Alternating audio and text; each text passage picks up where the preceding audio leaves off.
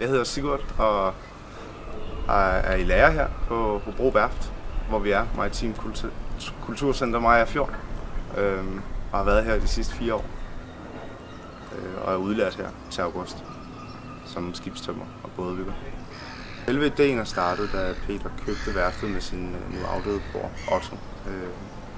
At der skulle det her sted var det rene Klondike. Virkelig faldefærdigt og havde ikke været offret en krone på siden en gang i 70'erne. Og lignede noget, der var løgn. Men ideen var simpelthen at bevare den sjæl i det, og samtidig åbne det op for publikum og skabe en eller anden form for oplevelses- og videnscenter omkring skibstømmeri.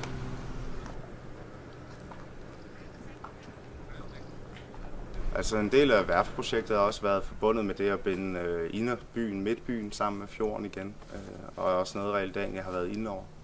Og inde i bunden af havnen er der lige blevet lavet den her nedgangsbro, eller hvad man skal kalde den. Ikke? Og så er der en meget aktiv erhvervshavn, hvor der kommer op til flere skibe ind hver uge og leverer både, jeg tror det er skærver og grus til Rockwool og til Dano Kips, der ligger herude.